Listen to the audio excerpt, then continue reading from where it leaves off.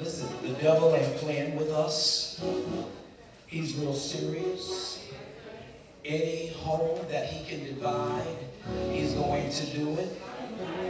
Anybody that will give him an inch or a yard, he's going to take it. But I wonder tonight if there are any people in here that have decided, devil, you can't have my home. Devil, you can't have my family. Because this is what God has ordained. Yes, I've had to cry. Yes, there's been some financial struggles. Yes, there's been some times when we went our separate ways and didn't even know if we were going to come back. But I have made up in my mind. You can't have this one. You can't have this one.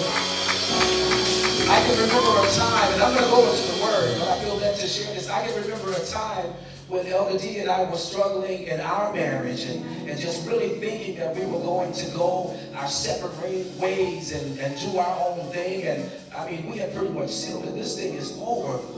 But there's something about getting into the presence of God and allowing God to do something on the inside of you.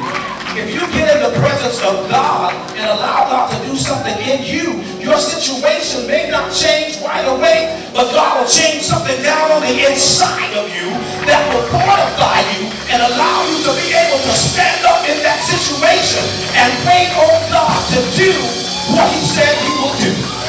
I hear the word coming back on me saying, because they that wait upon the Lord shall renew their strength. They shall mount up on wings like eagles. They shall run and not be weary. When you feel like you're about to drop, you'll find yourself still running because there's something down on the inside of you giving you that extra that you need.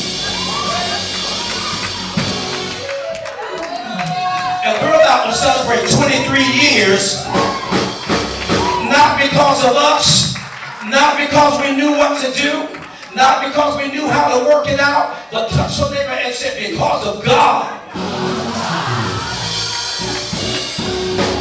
He's able to do exceeding abundantly.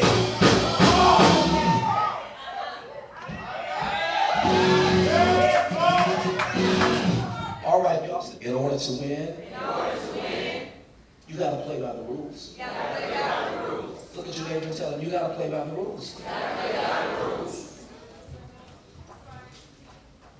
In the very beginning, God created foundational guidelines/rules for the family that will keep it solid, keep it strong.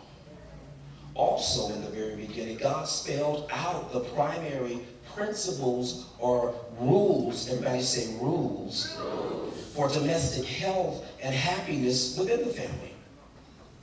This was before there was ever a government, before there was ever law, before there was ever a school. Guess what? And even before there was ever a church, God ordained family. The home had top priority in God's mind. The foundation of society began with the home. God created everything in an orderly fashion as he put first things first. The home was primary in the establishment of society.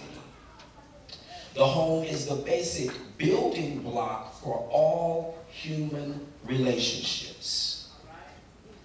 Regardless of what society does to minimize the home, and society does many things to minimize the home continues to be the primary building block of society.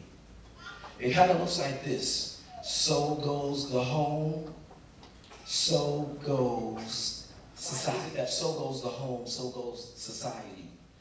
Basically, what that means is whatever atmosphere that you are cultivating, whatever atmosphere you are perpetuating, whatever atmosphere you are building, whatever kind of children you are raising, will go out into society and be the leaders that we have trained them to be.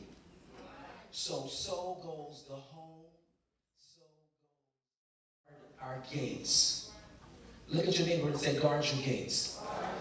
What gates? Your eye gates, your ear gates, your mouth gates, your nose gates. Why your nose gate? Ever been in a relationship and that relationship was just wonderful? And here you are married. Somebody walked by you with this good smelling perfume on, and it smells just like this girl you dated back in 1987. But listen, we're laughing, but if you entertain that, you will find yourself, and we laugh, but it's real. You gotta guard yourself. You gotta guard your gates. You start thinking about what it was like, and don't let it be a situation where there's trouble in your home, trouble in your marriage. You know, the devil will play with your mind, and that thing all started simply because you smelled some perfume, and then you made that call. You know what? That internet is wonderful, but it can be real dangerous. You can get on the internet and find just about anybody you want to find. Pull up a certain website and look straight at their house. Those are the times that we're living in. You have to guard your gates. Tell your neighbor, guard your gates. And so we know how the story goes. We know how the story goes. That Eve ate of the forbidden fruit, and she presented it to Adam, and Adam ate of the forbidden fruit, and as a result of them eating of the forbidden fruit, sin entered the world, and so we all became sinners. Here is where the perpetuation of the dysfunction in the family begins. This is where it started. You know, you often wonder, where did this thing start? And you often wonder, is it just my family or is it other families? You ain't in this thing by yourself. It started over 2,000 years ago. So as a result, judgment came upon him. He looks at him and he says, all right, I got you. I got your number. So he says to him, let's go out into the field. Let's go out to a place where nobody can see us, where nobody will hear us, and I can do what I need to do and get away with it. Takes him out to the field, and he attacks him, and he kills him. His blood brother, he attacks him and kills him. And you know, in your mind, you would think, what is it that my blood brother or my sister could possibly ever do to me to make me so angry and to make me so vengeful that I'll want to get them to the point that I kill them? But it's happening every day. It made me think about how many times we will conspire and we will do things, and we may not physically kill our brother or our sister, but we seek to kill their character, don't we? We seek to say little subtle things about them that other people will pick up on, that will cause this person to feel the same way that you feel about them. So we may not physically kill them, but we're attempting to kill their character. How does God view this? God said to him, the blood of your brother cries out to me from the ground. And here's a point that I want you to think about. How many times does God look at us because of something that we have done to our brother or our sister in our families and even in our church family?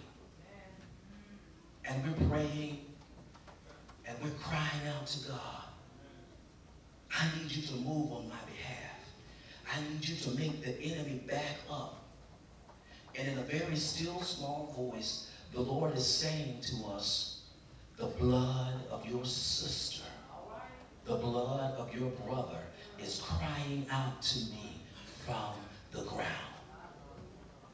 Remember what you did. Remember what you said. Go back. Make it right. Tell them you're sorry. Repent. Then I can hear your cry.